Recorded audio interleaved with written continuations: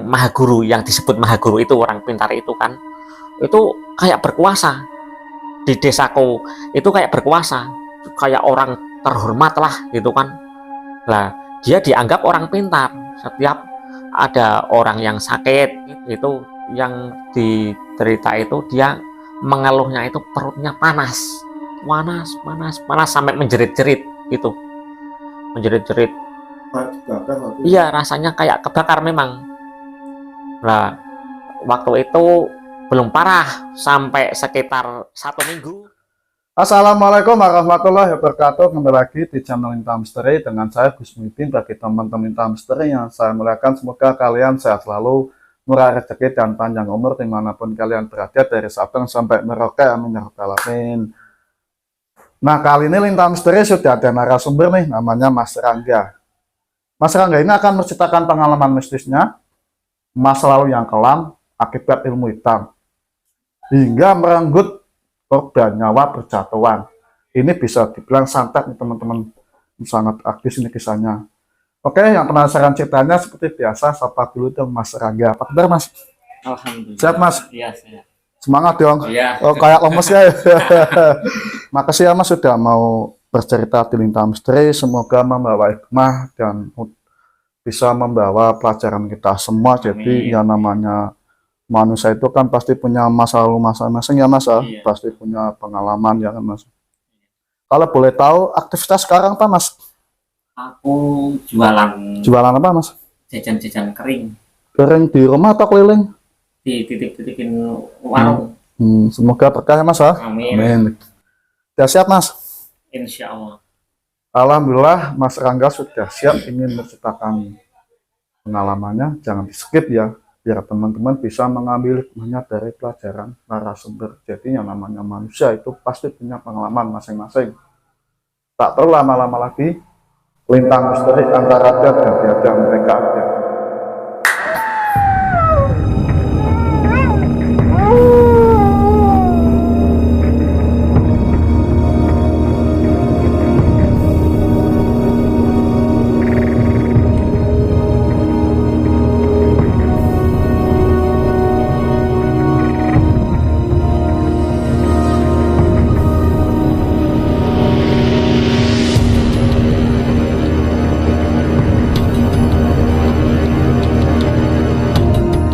Monggo Mas Rangga, awal ceritanya dulu tahun berapa sih kok sampai bisa merenggut organ nyawa ya? Iya, memang gini, awal cerita itu di sekitar tahun 90-an. Itu kakek aku itu kan jualan keliling ya kan, jualan keliling itu menjajakan apa ya, yang payek, tahu kan payek? Ya. Itu payek, kadang menjajakan ketela gitu kan, itu menjajakannya di daerah Pekalongan sana ya kan. Itu udah berlangsung bertahun-tahun itu. Nah, di samping itu kakekku itu punya kerjaan lain, masih sampingan gitu loh. Sampingan. Dia punya kepintaran lah, kayak ilmu gitu.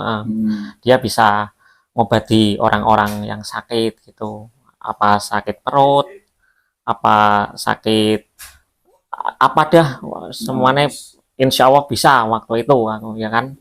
Nah, pada suatu hari itu di daerah Pekalongan Selatan itu kan ada orang yang sakit perut yang membesar, itu membesar itu kan. Itu diobati, dikasih air 1 gelas gitu kan, disuruh ngolesi perutnya sampai yang sisanya dibalurkan sini, ngoleskan rambutnya gitu kan. Itu akhirnya memang sembuh gitu. Jadi waktu itu terjadi, kakek itu di desa yang orang tersebut itu akhirnya terkenal, itu terkenal bisa dibilang itu ya. Akhirnya setiap lewat sana itu nganggapnya sebagai saudara semua gitu, saudara semua. Nah, sampai beberapa tahun itu malah bisnis soal itu lah keliling jajan apa keliling ketela gitu kan no, itu malah semakin berkembang sampai misalkan order order ketela itu sampai pakai truk gitu, sampai pakai truk ya bisa dibilang terkenal di mana-mana akhirnya kan pada waktu itu 90-an kan. Nah, akhirnya waktu itu ada tetangga itu yang kerja di pabrik gula Seragi. Nah, di pabrik gula Seragi itu katane ada suatu ramalan gitu, ada suatu ramalan akan ada orang yang datang dari Sumatera gitu kan, dari Sumatera, orangnya itu pintar gitu. Nah, beberapa bulan kemudian ternyata yang diramalkan itu memang terjadi, memang datang orang itu. Orang itu akhirnya kerja di pabrik gula Seragi juga itu. Lah, di pabrik gula kan pada waktu itu kakekku itu kan memang dia itu kalau soal ilmu memang dia penasaran gitu, ingin tahu gitu kan, apalagi kan udah dapat kabar memang itu orang pintar gitu kan loh. Akhirnya kan dia penasaran, akhirnya menemui orang tersebut kan yang dari Sumatera itu. Nah, ternyata orang tersebut itu suruh kakekku itu mengumpulkan orang untuk menjadi muridnya gitu. Disuruh mengumpulkan orang 5 yang dijuluki sebagai Pendawa 5, Pendowo kalau bahasa Jawanya itu Pendowo ya kan, Pendawa 5. Orang tersebut itu inisialnya ya DL, DN, sama RM, sama satunya siapa ya? Satunya aku lupa satunya. Yang keempat kan itu kakekku, ya kan. Yang kelima aku lupa memang. Lah, akhirnya berjalannya waktu itu kan setiap apa yang diomongkan itu yang orang pintar itu kan semuanya nurut semua, orang 5 itu nurut semua, apa yang diminta langsung dikabulkan. Ibaratnya harus besok pesan ini harus itu. Akhirnya pada waktu itu aku kan masih sekitar 6 tahun 6 tahun no 6 tahun itu aku udah mulai tahu maksudnya ini kebiasaan ini setiap sore itu kok pada ngumpul dia maksudnya orang pada ngumpul itu aku dengerin, besok aku ingin makan ini, misal makan cumi gitu kan, makan cumi kan, nenekku itu kan itu jualan di pasar gitu, besoknya memang tak perhatiin memang langsung dibelikan gitu. Lah ntar sore ngumpul lagi, misal dia minta, kan sebelah rumahku itu kan jualannya opor ayam, minta opor ayam langsung diorderin langsung gitu kan. Itu awal cerita yang itu kan yang ini soal datangnya ilmu hitam itu kan awal mulanya gitu kan. Lah akhirnya itu waktu itu kan ibuku itu kan belum nikah itu tahun 90 belum nikah kan akhirnya itu disuruh ikut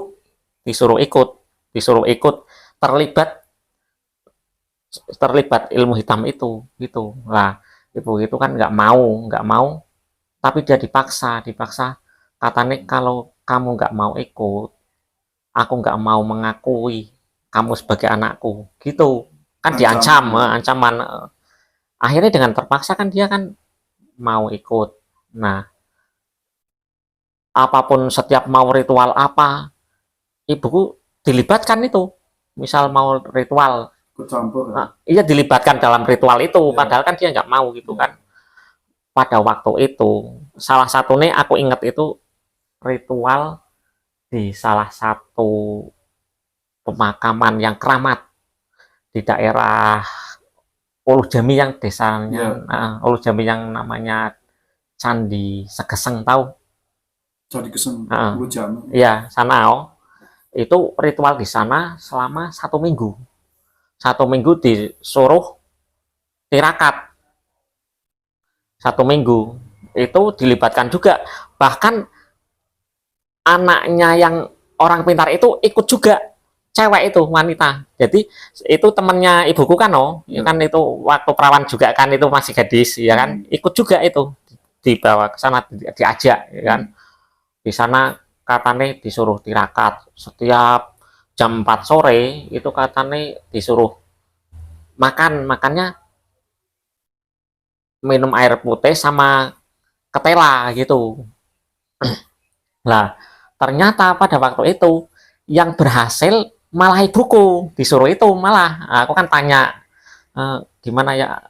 Ya 1 minggu itu yang berhasil cuma aku tok gitu, kata ibuku gitu kan. Lah, akhirnya berjalannya waktu itu kakakku itu kok ngikut-ngikut terus dia kan. Tapi soal yang beberapa tahun dia kan jadi itu tukang ngobati orang-orang sakit kan, setiap mengobati orang sakit itu kok malah nggak ada perubahan, akhirnya malah gitu, nggak ada khasiatnya lah. Yang dulunya misalkan ngobati sakit perut sembuh, akhirnya enggak gitu, hilang lah. Dengan berjalannya waktu ternyata orang pintar itu ternyata punya perewangan itu apa ya istilahnya, gaya untuk membantu ya, untuk membantu.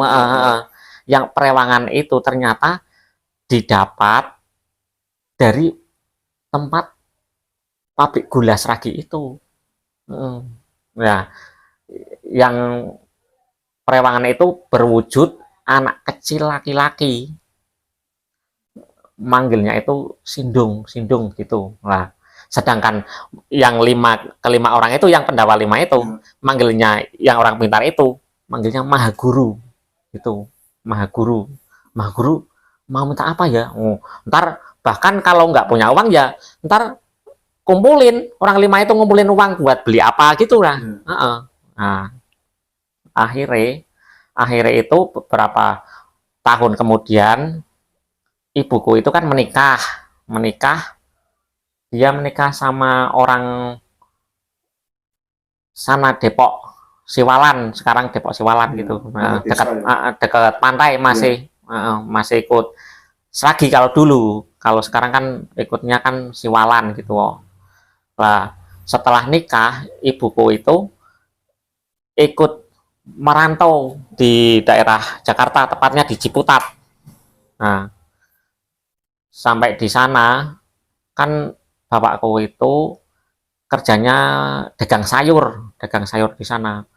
Ya, katanya ibuku itu di sana udah sukses, untuk makan sehari-hari ya udah cukup.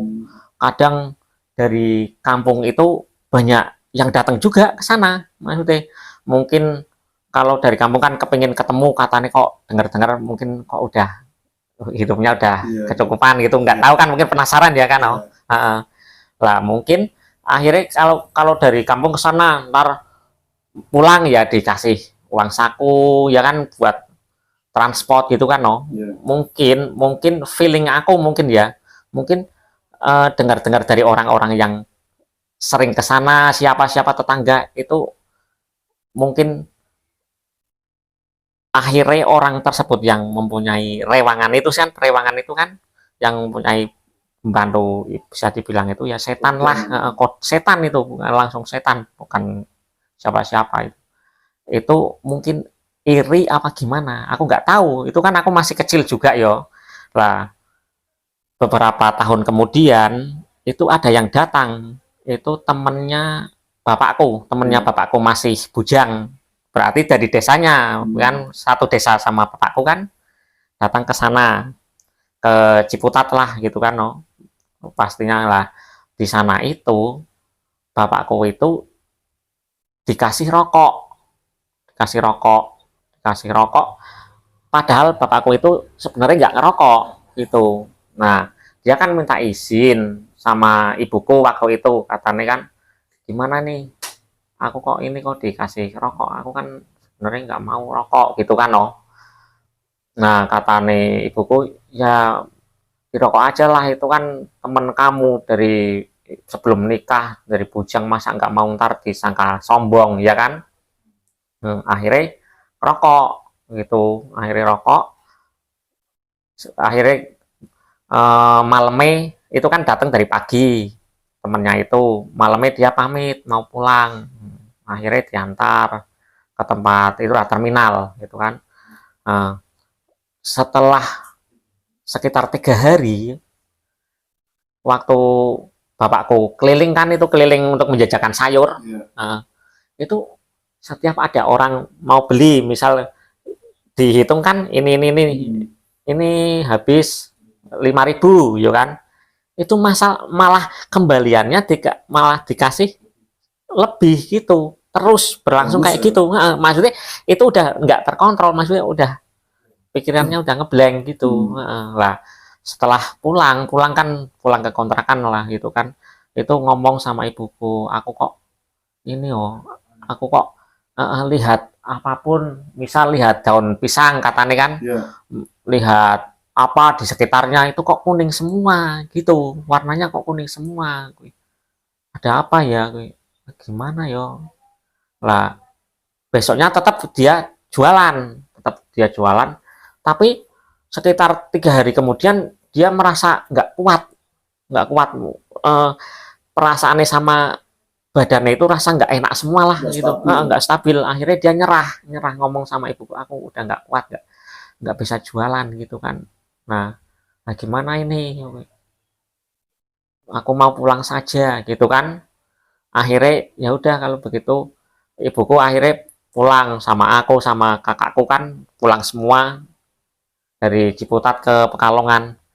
Lah sampai di Pekalongan itu kan, eh, udah nyampe rumah daerah itu Depok Siwalan itu kan, oh. Itu nginep 1 malam di sana, nggak betah, minta kembali lagi ke Jakarta. Terus berlangsung sampai 9 kali. 9 kali itu berlangsung, bolak-balik sampai 9 kali. Lah akhirnya itu kan berarti kan kejiwaannya udah nggak stabil, sana sini terus, sampai keluarga nih dari ibuku, keluarga nih dari bapakku kan akhirnya kan ngerti, berarti ini ada yang nggak wajar gitu kan. Akhirnya berusaha untuk cari obat lah, pengobatan dari sana dari sini, kemana-mana, sampai apa, harta-harta di Ciputat itu yang padahal udah beli tanah, ibarat udah ngumpulin duit tabungan, udah beli gelang kalung semuanya lah, itu sampai habis semua, habis. Lah pada waktu itu kan ibuku kan bingung ya kan, udah punya anak 2 ya kan, bapakku keadaannya kayak gitu. Nah dia inisiatif, dia mencoba untuk jualan di sana. eh, Mungkin dia kan nggak pandai jualan ya Mas Leo, sampai setengah bulan itu eh, dia nggak mampu, masih nggak tahu, malah habis modalnya, itu habis, bukannya nggak ada untung. Oke lah, setelah modal habis itu kok dia dikasih kabar, malah pas, mungkin kebetulan apa pas gimana nggak tahu ya Mas, dia dikasih kabar kalau bapakku itu dari rumahnya dia ke rumah ibuku, itu kok di rumah ibuku itu kok ngamuk-ngamuk gitu, nggak stabil, sampai apapun pokoknya dilempari lah, pokoknya apapun ini sampai kayak buat onar gitu kan, sampai uh, geger, ibaratnya itu geger lah warga di desaku itu. Nah akhirnya bapakku itu diamankan, maksudnya kan diamankan warga kan. Nah eh, atas keputusannya warga di desaku itu, akhirnya dibawa ke rumahnya bapakku yang di Depok itu, Siwalat. Lah udah di sana katanya itu kok bapakku bukannya sembuh malah makin parah gitu, sampai dipasung gitu. Pasung. Dipasung sampai ibaratnya sampai di tali-tali lah biar nggak kemana-mana gitu. Masalahnya katanya kok sampai membahayakan, masih membahayakan orang-orang di sekitarnya gitu. Langsung spontan, langsung kayak arat gila berarti Mas ya? Iya, ya itu kan berlangsung yang itu. Wong waktu ngamuk-ngamuk di desaku itu, di rumah yang ibuku itu katanya panas panas sebelumnya ngamuk itu katanya itu. Lah akhirnya waktu itu kan katanya udah parah lah, ibuku ada di Sragi, berarti kan di rumahnya sendiri kan. Itu gimana om, masih di sana ngurusin bapakku udah nggak sanggup juga gitu. Akhirnya dia bolak balik dari Sragi ke Depok, Depok ke Sragi. Aku ingat waktu itu eh, aku malah seringnya bukan di rumah, aku diajak ibuku kadang numpang nginep di rumah teman-temannya ibuku gitu. Kadang ibuku mungkin karena bapakku keadaannya kayak gitu mungkin jadi nggak stabil juga. Aku mungkin paham waktu itu kok ibuku ngajak ke rumah temennya itu, ntar nginep di sana 3 hari 3 malam ya kan, ntar ngajak ke rumah yang sana, temennya yang sana, ntar di sana berapa hari, berlangsung kayak gitu, muter lah. Akhirnya dapat kabar kalau bapakku itu meninggal ya. Cara tiba-tiba meninggal itu. Ya aku kan nggak tahu itu kan waktu aku kecil, tapi kan berarti aku nggak tahu meninggalnya gimana. Akhirnya aku sama ibu kan ke sana pun aku nggak inget. Yang aku inget dari sana itu malah seakan-akan itu aku kan dari Depok pulang ke Seragi, aku tidur gitu kan. Tidur itu aku bermimpi itu seakan-akan itu di depanku itu kayak bapakku sedang berbaring gitu di mimpiku itu. Aku sampai sekarang bisa dibilang nggak tahu wajahnya bapakku gimana, kayak apa, itu nggak tahu jujur. Masalahnya waktu itu bapakku meninggal kan di usia sekitar 2 tahun, kayak 2 tahun. Tapi kata-kata teman-temannya ibuku, kata-kata tetangga-tetangga yang di desa nih bapakku, ya aku mirip, katanya mirip mirip banget sama bapakku. Oh apa iya. Lah udah kan akhirnya kan udah terjadi, udah meninggal bapakku itu di tahun sekitar 91, tahun 91 aku ingat itu. Lah akhirnya akhirnya yang menjadi itulah yang maha guru, yang disebut maha guru itu, orang pintar itu kan, itu kayak berkuasa di desaku, itu kayak berkuasa, kayak orang terhormat lah gitu kan. Lah dia dianggap orang pintar, setiap ada orang yang sakit itu dipercaya dia dapat menyembuhkan. Tapi pada kenyataannya itu malah sebaliknya. Ternyata kalau diobati maha guru itu bukannya sembuh, malah langsung meninggal seketika. Bukan nunggu besok apa gimana, bukan. Itu dalam hitungan jam gitu. Itu aku tanya langsung sama keluarganya yang meninggal itu, aku udah tanya langsung. Lah berjalannya waktu itu semuanya tetap percaya. Malah kan kalau orang yang memakai akal normal ya kan, itu kan pasti nggak percaya, malah setiap orang yang diobati dia malah meninggal. Lah dia ngomongnya, aku bisa membuat dia meninggal seketika pun, aku bisa gitu, maha gurunya itu. Lah anak buahnya itu yang disebut Pendawa Lima itu malah makin percaya. Heran apa mungkin udah didokterin apa gimana kan, aku nggak tahu ya kan. Aku nggak tahu soal itu kan.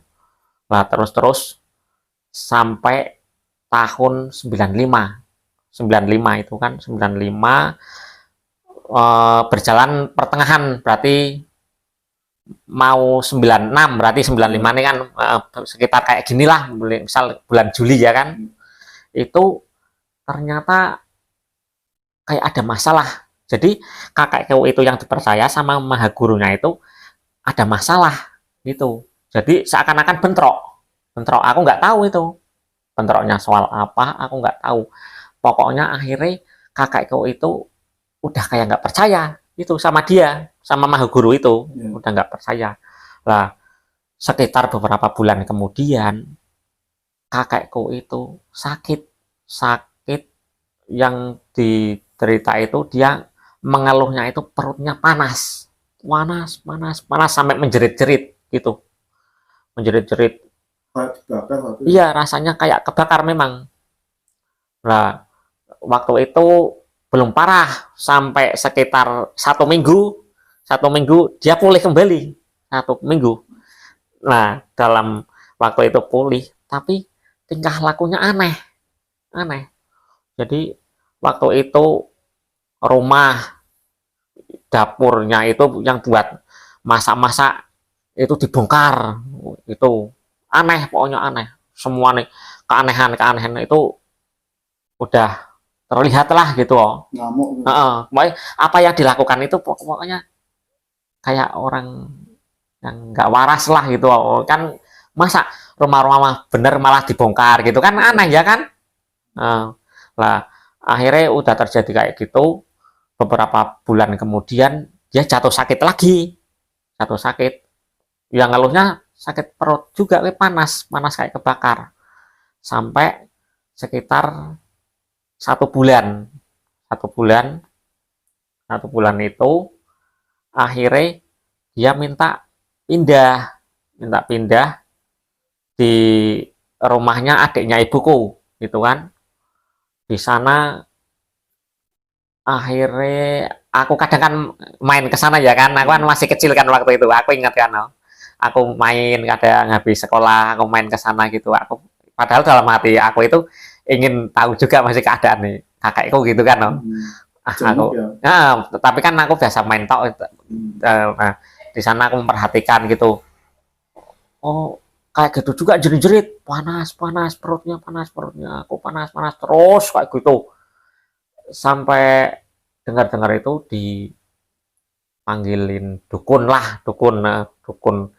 orang pintar kata nih dari daerah sana Batang gitu. Nah, itu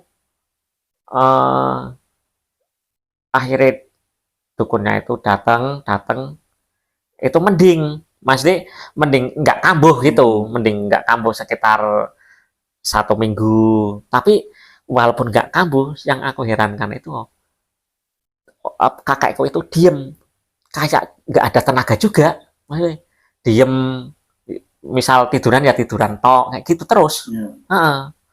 Lah berlangsung seminggu kan, itu kan mending nggak kambuh, akhirnya kambuh lagi kayak gitu, kumat panas lagi, panas sampai berarti itu bolak-balik maksudnya kambuh kambuh ya kan, sampai pertengahan tahun 96 itu. Waktu itu aku ingat aku masih mandi gitu, waktu itu mandi mau berangkat ke TPQ gitu kan. Itu aku dengar kabar ternyata kakekku meninggal gitu. Kakekku meninggalkan itu pertengahan tahun 96 ya kan. Nah setelah itu kan meninggalnya di rumahnya adiknya ibuku. Nah beberapa bulan kemudian itu adiknya ibuku itu terjerat rentenir gitu kan. Hutang dia nggak bisa lunasi kan, berbunga-bunga terus itu kan. Misal hutangnya 500 sampai jadi 3 juta bahkan ya kan, akhirnya dia kan nggak bisa ngelunasi. Dia datang ke rumah aku, dia itu datang tapi nggak mertamu, nggak masuk apa gimana, nggak di luar gitu kan. Nah dia sambil jalan itu sama suaminya juga, malah bukan sendiri, sama suaminya itu jalan kayak ngukur tanah gitu kan, mengukur tanah berapa meter gitu kan. Nah ditanya sama ibuku, ada apa gitu kan, ini aku mau jual tanah gitu, mau jual tanah. Lah, buat apa? Ini mau buat ngelunasi hutang aku gitu kan. Nah, hatinya ibuku itu, gimana oh tanah sedikit kayak gini paling berapa meter toh kok mau dijual orang lain gitu kan, oh mau dijual sebelahnya gitu, yang orang tuanya itu kerja di Semarang gitu. Nah, gimana, bingung, ibuku itu bingung. Nah, beberapa minggu kemudian itu ada seseorang yang datang, seseorang, orang itu yang dulu ngasih rokok bapakku yang di Jakarta sana, di Ciputat itu, yang ngomong, itu tanahnya, tanahnya bapaknya anakmu Mas Rangga gitu, mau dijual gitu kan. Apa iya? Iya, kamu datang saja besok biar kamu dapat uang gitu kan. Akhirnya besok itu habis subuh aku langsung meluncur ke sana sama ibuku. Di sana itu aku langsung datang ke balai desa malah waktu itu. Lah, setelah itu dari balai desa ternyata masih jam setengah 8 kan belum ada yang datang ya kan. Nah, itu kan pegawainya. Akhirnya uh, sambil nunggu itu mampir ke orang yang ngasih kabar itu kan, mampir. Aku waktu itu malah ya sekarang itu kan aku kan masih kecil ya, jajan-jajan apa gimana. Ternyata itu setelah aku gede itu aku diceritain sama ibuku kalau orang tersebut itu ngaku disuruh ngasih rokok sama bapakku itu, yang dari Mahaguru itu yang nyuruh gitu. Ternyata rokok tadi itu buat media santet. Nah, itu ternyata yang orang Sumatera itu ya. Itu yang Mahaguru itu. Nah, aku waktu diceritain itu ya, aku langsung hati aku itu dendam lah, timbul dendam, bener-bener dendam. Ternyata dia, maksud dia. Nah, akhirnya aku dari sana dapat uang itu kan waktu itu buat beli sepeda lah, buat itu bayar tanah juga. Akhirnya ya alhamdulillah akhirnya jadi milik aku kan. Nah, setelah itu aku kan tetap menempati rumah itu kan. Rumahnya itu kan gede, rumah yang zaman dulu, tahu nggak? Yang gede, yang atapnya pakai apa itu, yang daun kelapa itu. Daun kelapa itu, rumahnya gede. Nah, itu kok ada keanehan setiap aku mau tidur gitu, ada kayak yang naburi pasir gitu, pasir. Ya, aku cari-cari kok nggak ada, terus kayak gitu, terus biarinlah. Dulu juga nggak ada listrik kayak gini yo, maksudnya kan masih gelap juga, paling lampu pakai apa, teplok apa gimana kan masih ya kan, nggak kayak sekarang gitu kan. Nah, dalam beberapa bulan kemudian kan, padahal itu kan tanah udah dibayar, udah untuk bayar itulah rentenir itu kan, tapi tetap nggak bisa. Akhirnya rumah yang aku tempati itu dijual. Pada waktu itu kan pakai itu kan pagar bambu itu kan bisa dijual, dijual rumahnya tok gitu kan, ntar diambil gitu kan, tanahnya masih utuh gitu kan, dibawa dibongkar gitu kan. Itu akhirnya dijual. Waktu itu aku dengar itu harganya dibeli 400.000 itu dulu. Nah, udah akhirnya aku malah rumahnya aku itu ganti kecil itu, dapat bantuan dari Pak RT waktu itu. Nah, pada waktu itu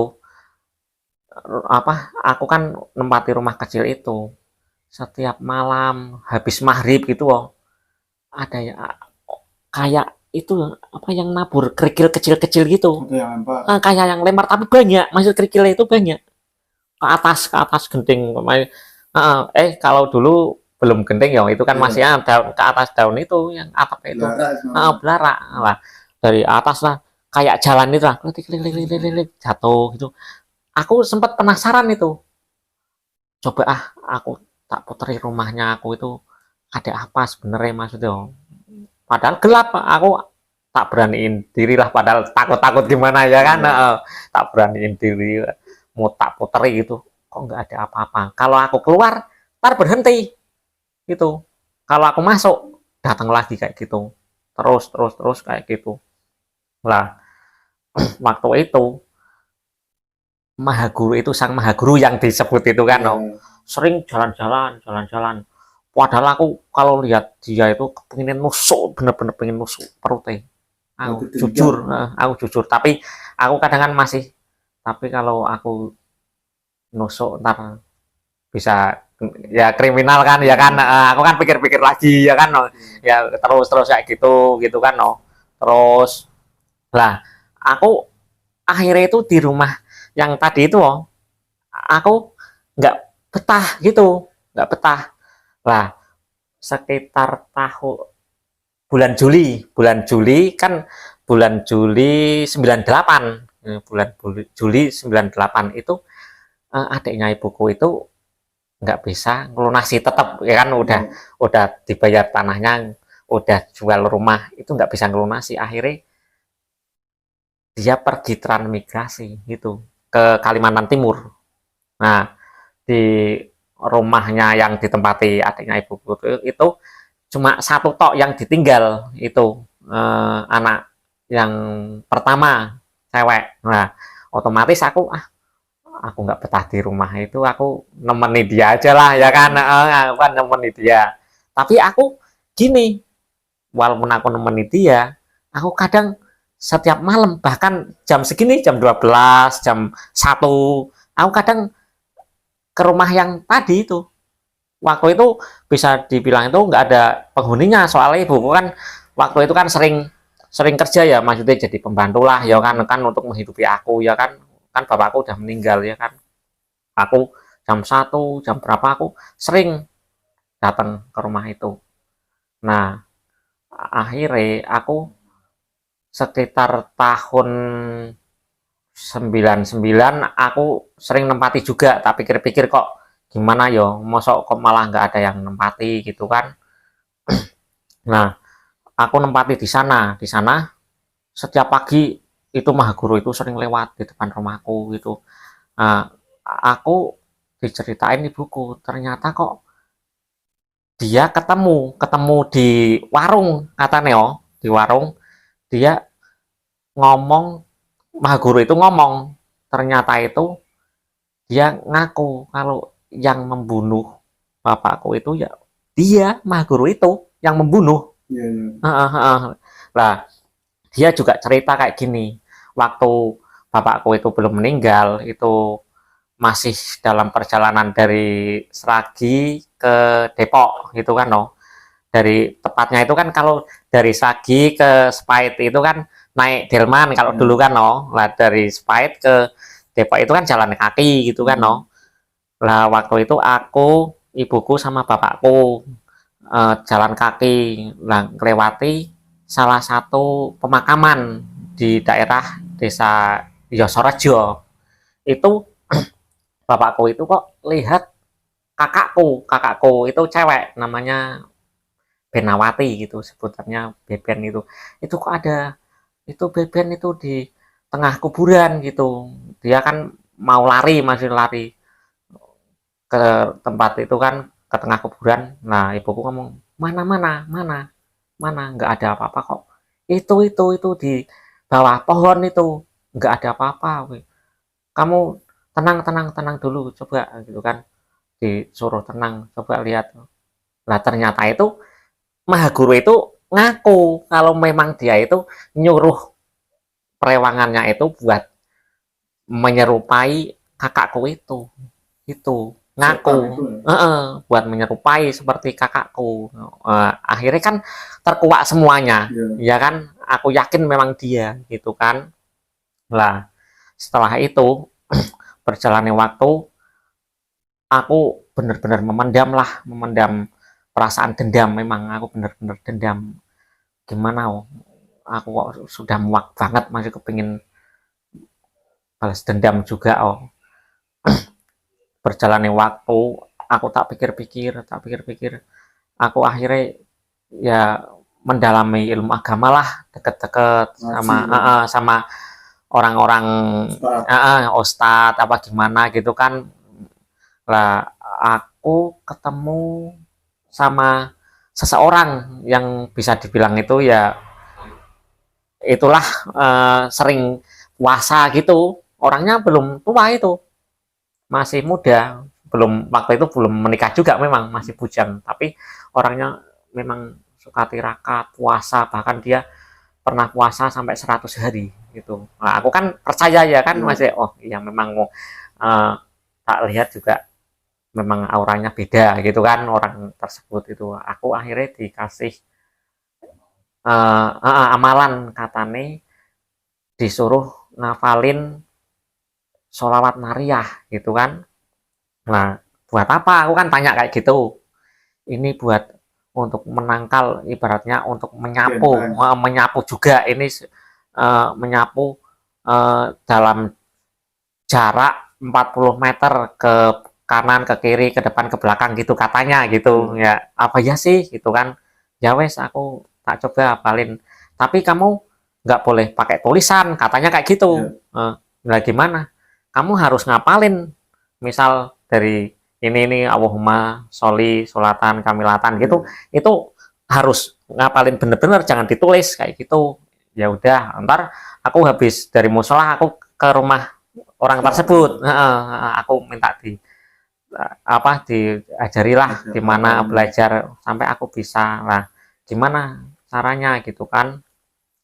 Gini, kamu harus membaca ini dalam jangka waktu 3 hari, itu harus sampai 4.444 gitu kan.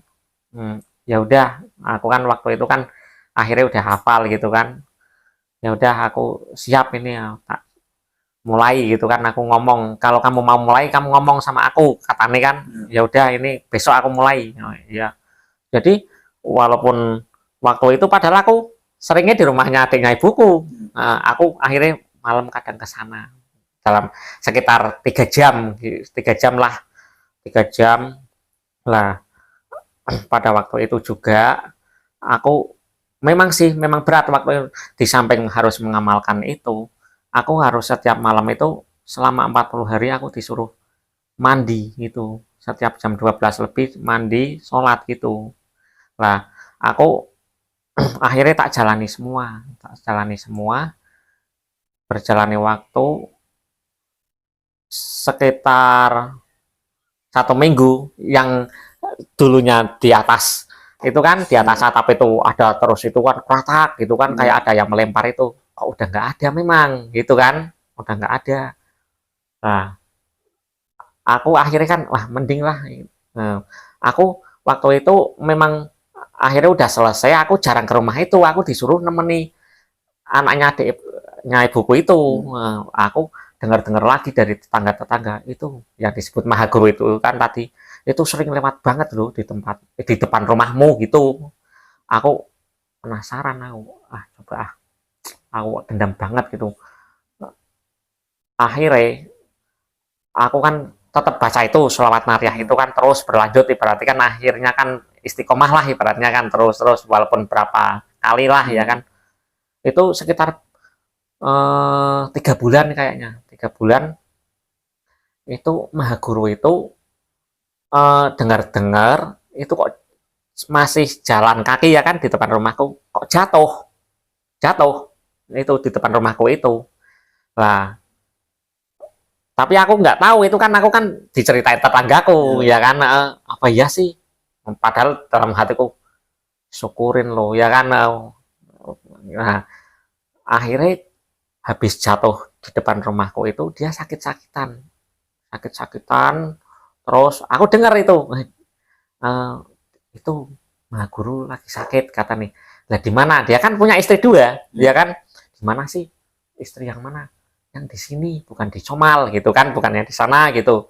Apa iya dirawat di sana gitu, sampai sekitar setengah tahun kayaknya itu baru meninggal itu, baru meninggal. Setelah masa mengamalkan sholat ya. Iya, iya, baru meninggal itu. Masih apa nggak mas sholatnya mas? Kenapa? Masih apa nggak? Masih. Coba mas.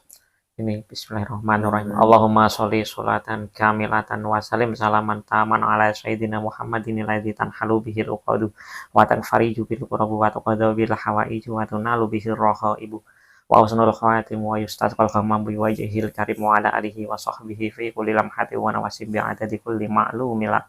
Itu. Semoga berkah ya mas ya. Amin, amin. Iya, iya, iya. Berarti setelah masa mengamalkan sholat Maria itu langsung sakit gitu ya orang? Iya itu di lewat jatuh dulu itu. Dengar-dengar aku nggak tahu maksudnya itu kan dengar dari tetanggaku. Ya kayaknya memang bener lah itu jatuh. Mungkin itu. Tapi mas sendiri pernah melihat sosoknya mas ya, rewangan setan itu bukan setan, mungkin iblis itu ya? Iblis. Pernah enggak, mas? Enggak pernah.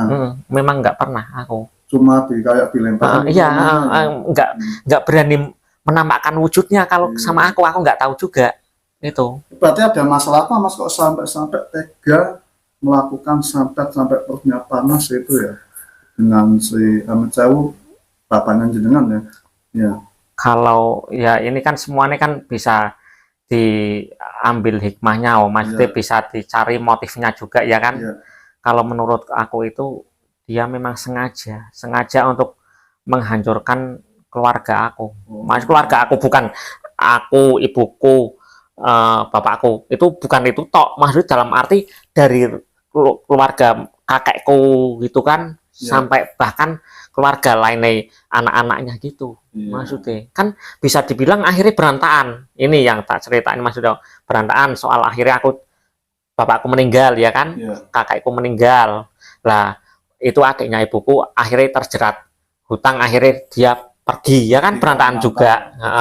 Akhirnya dia pergi lah. Setelah aku gali lagi menguak semuanya, ternyata pada waktu itu adanya masalah, akhirnya kakekku itu nggak percaya sama Maha Guru itu kan. Itu ada masalah sama menantunya kakekku, maksudnya berarti menantu cewek itu berarti orang dari Batang, ada masalah sama dia gitu lah. Dia ibaratnya kan membela ya, maksudnya membela menantunya ya kan, karena apalah, mungkin ini sedikit aib jadi aku nggak mau menceritakan, jujur aja gitu. Terus kalau boleh tahu kakeknya jenengan itu ilmunya apa mas kok sampai bisa menyembuhin orang terus tiba-tiba tuh nggak bisa nyembuhin gitu kan? Iya, kalau aku masih penelusuran aku tak perhatiin semuanya itu kayaknya dia ilmu kejawen gitu. Kejawen. Tapi mas? Enggak sholat. Aku kan menduganya itu kejawen, enggak sholat sih. Tapi mas pernah lihat ritualnya kayak apa gitu mas? Kalau waktu yang mana maksudnya? Pas waktu ritual yang sama Maha Guru itu. Iya, terus sama ibunya jenengan itu. Kalau gini, setiap mau ritual itu tak perhatiin bukan di rumah. Iya. Jadi aku nggak tahu. Maksudnya gimana suasananya, gimana harus ini itu mempersiapkan apa, aku nggak tahu. Yang tak perhatiin setiap mau ritual di tempat-tempat lain gitu. Contohnya misal apa di yang sungai, dekat sungai, apa di kuburan, masih di pemakaman yang keramat gitu. Itu bahkan dengar-dengar ada di kebun yang ada kuburannya orang Hindu dulu. Itu pernah aku dengar maksudnya itu. Terus pas waktu ngasih rokok tiba-tiba tuh secara spontan agak gila itu mas ya, ngamuk-ngamuk. Iya.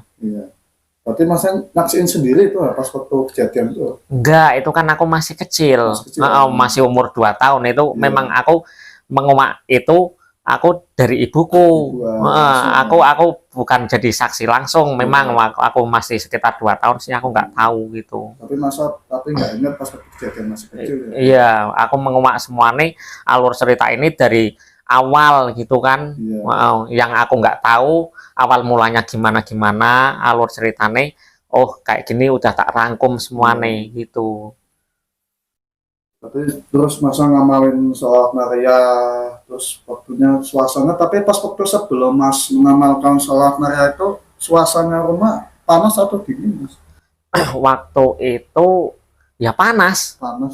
Walaupun jam segini, ini misalkan jam setengah satu malam ya kan, kalau misalkan suasana normal kan di desa gitu kan, kan udah dingin ya, Iya, ya kan. Tapi kalau di sana enggak gitu, Berarti panas masa tetap. sebelum mengamalkan sholat itu, orang Sumatera itu sering bolak-balik ya? Sering lewat Lewat di ya? depan rumahku kalau setiap pagi. Aku nggak tahu tujuannya apa, aku nggak tahu. Iya. Tapi ada hubungan asmara nggak, Mas, orang Sumatera sama ibunya jenengan itu, mungkin ada suka atau gimana kok sampai menghancurkan keluarga gitu? Ya gini, Ya, dia itu bukannya gimana-gimana, oh. ya, Dia itu kan bisa dibilang itu orangnya kan sok-sokan. Sok-sokan itu dalam arti sombong. sombong, dia punya perewangan. Iya. Jadi sama perempuan siapapun gitu, ya dia bisa dibilang mata keranjang. Memang dia mau menghancurkan, dia ada sedikit rasalah sama ibuku, memang gitu. Memang orangnya kayak gitu kan, dia kan sok-sokan kayak gitu, sombong. Kalau misal salah satu orang dideketi nggak mau, ya langsung Ya. Main santet. iya. Bahkan dulu ada kan gini yo, istri yang kedua itu kan yang di Comal sana, Ya. kan sering ditinggal di sini, di Seragi kan situ. Itu kan dia kan kayak nggak betah, aku nggak mau sama itu kan Maha Guru. Aku akhirnya orang tersebut bisa dibilang selingkuh kan. Selingkuh lah. Itu tahu akhirnya Maha Guru itu, kalau kamu masih kayak gitu terus diancam, liatin aja itu sama itu apa, laki-laki yang sama kamu, liatin aja gitu kan, tunggu kalau tetap kayak gitu mati. Itu akhirnya terjadi, ntar matinya muntah darah, itu beneran terjadi akhirnya. Muntah darah. Muntah darah beneran tuh. Terus si murid-muridnya yang 4 itu kemana, Mas? Tapi ada persaingan dengan keluarga gimana? Gini, waktu itu kan ibaratnya itu kan kakekku itu yang dipercaya. Yeah. Nah, lah ada masalah itu kan yang tadi aku ceritain, akhirnya bentrok, udah nggak percaya sama Maha Guru. Lah orang keempat orang itu kan dia cuma ngikut, sebenarnya ngikut kakekku, maksudnya kan dia percaya sama kakekku, sedangkan kakekku percaya sama Maha Guru tadinya, ya kan. Lah kakekku udah nggak percaya, ya keempat orang itu akhirnya ikut-ikut nggak percaya, udah bubar, otomatis udah bubar waktu itu. Tuh. Tapi orang Sumatera itu nggak pernah nyerang jenengan masuk lewat santet itu, enggak ya? Enggak lah, enggak. Apa cuma dilebarin iya, enggak. Terus suasana panas gitu. Tapi setelah pas ngamalin sholat Maria terus tiba-tiba suasana adem, terus orang Sumatera itu meninggal, itu mati. Iya, iya. Tapi waktu itu kan yang bisa dibilang yang ngasih itu amalan tadi kan, tapi dia juga ngasih apa ya, bisa dibilang benteng dulu, maksudnya ini untuk perlindungan kamu, dikasih amalan juga aku. Ini selain sholawat Maria, kamu tak kasih harus baca ini, istighfar, tapi istighfarnya bukan yang biasa kayak biasa-biasa, bukan. Ini istighfar untuk perlindungan kamu. Lah habis kamu baca istighfar, kamu baca ini, ada doanya khusus, maksudnya kalau seakan-akan kamu kok ada sedikit, maksudnya nggak enak, apa ada kayak serangan gitu kan, kamu baca ini gitu, kalau untuk menangkal serangan yang dari sana gitu. Aku udah disuruh ngamalin semua nih. Malah yang untuk perlindungan sama untuk menyerang itu, aku untuk menebus ijazahnya itu aku disuruh puasa 3 hari gitu. Itu untuk mengantisipasi maksudnya hal-hal yang tidak diinginkan. Walaupun akhirnya memang itu Maha Guru itu meninggal ya kan. Iya. Nah, untuk jaga-jaga gitu. Takutnya juga memang ada benernya juga, takutnya ilmunya yang tadi itu diturunkan sama anak-anaknya gitu. Ada benernya juga gitu. Tapi sudah diterawang sama Ustadz itu ya Mas, mungkin Mas ya. Iya. Diterawang terus ada apa dengan latar belakangnya Mas dengan di luar sana gitu ya, jadi terawang ya. Terus Iya. Masnya disuruh ngamalin sholat gitu ya. Iya. Puasa 3 hari ya. Tapi sampai sekarang katanya masih diamalkan Mas? Ya masih. Masih ya, untuk pelindungan ya. Iya. Berarti silang sampai sekarang udah berapa tahun yang lalu Mas itu berarti Mas? Berarti terjadi 98, ya itu berarti akhir segalanya itu sekitar tahun 99, antara 99 sampai 2000. Itu akhir, berarti akhir, ibaratnya itu akhir kisah itu. Berarti dia 24 tahun ya sekarang ya? Udah lama banget ya? Iya, tapi ternyata.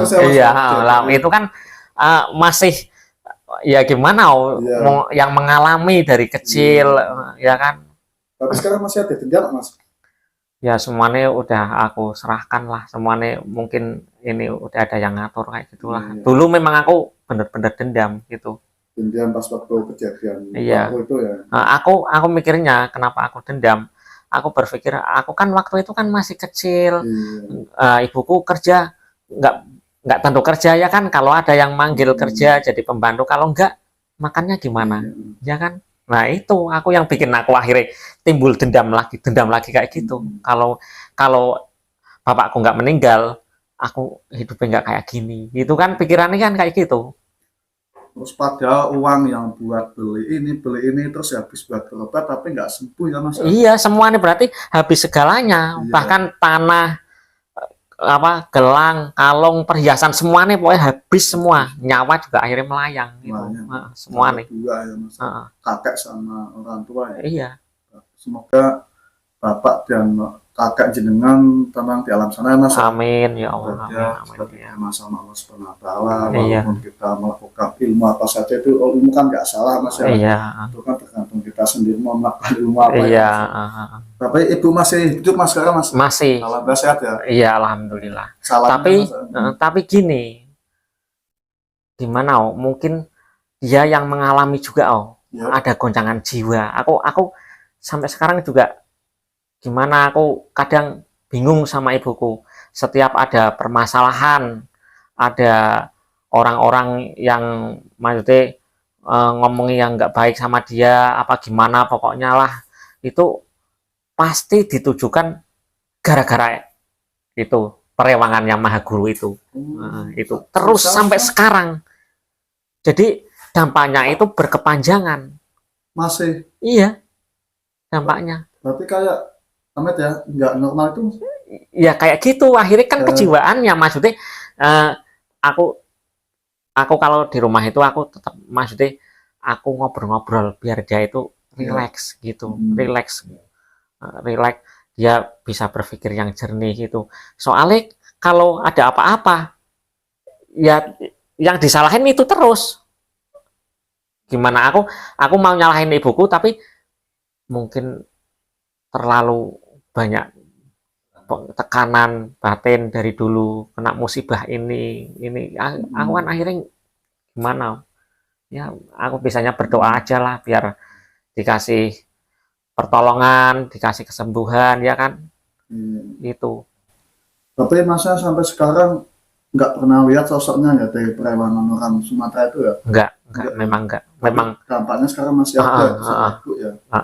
Tapi kalau nganggu keluarga jenengan sama istri nggak pernah sampai sekarang itu ada dampaknya nggak? Enggak sih. Enggak ya. Enggak memang ya. Yang sampai sekarang. Tapi cuma yang kena cuma kakak sama bapak ya. Tapi selain itu nggak ada ya Mas? Enggak. Kakak atau adik nggak ada? Enggak ikut-ikutan. Tapi masa sampai sekarang ada mimpi kakak atau bapak, mimpi nggak Mas? Enggak sih. Nggak pernah mimpi. Tapi dari sisa-sisa ilmu kejauhan itu ada dampaknya ke jenengan Mas?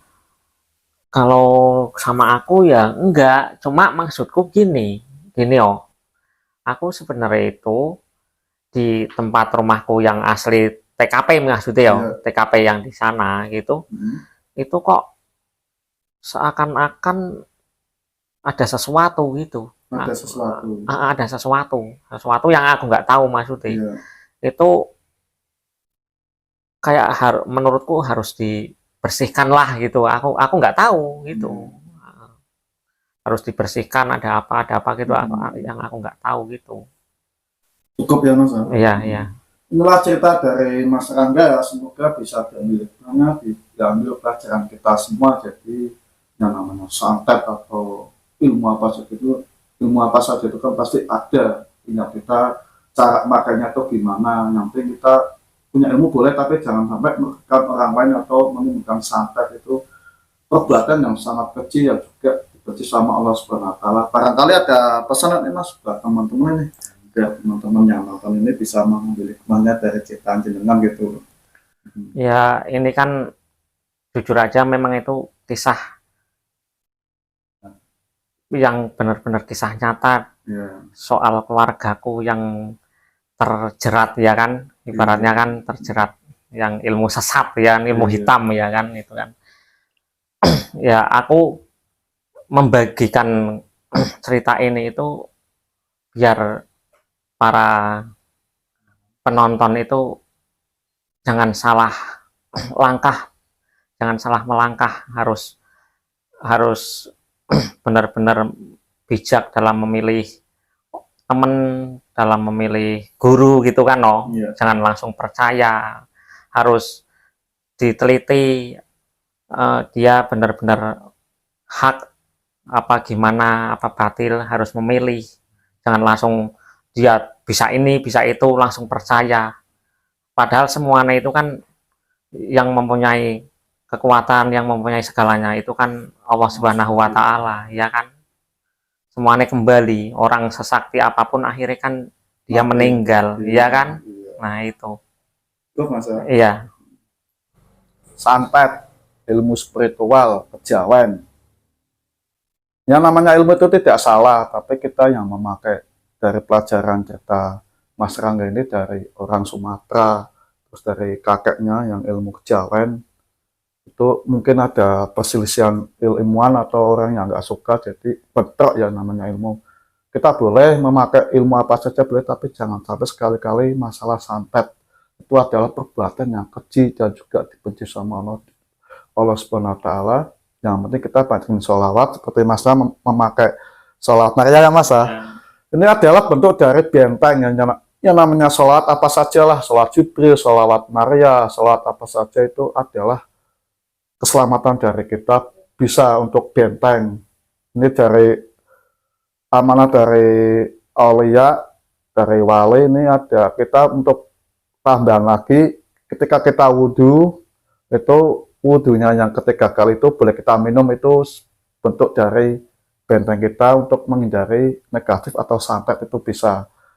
Kekuatan sebesar apapun tidak ada yang bisa melebihi kekuatan Allah Subhanahu wa taala. Yang penting kita banyak selawat istighfar agar teman-teman ini selamat dunia dan akhirat. Amin ya rabbal alamin. Minta doanya ya Mas, biar Lintang Misteri ini tambah sukses dan berkah dunia dan akhirat ya. Minta ikhlasnya ya Mas.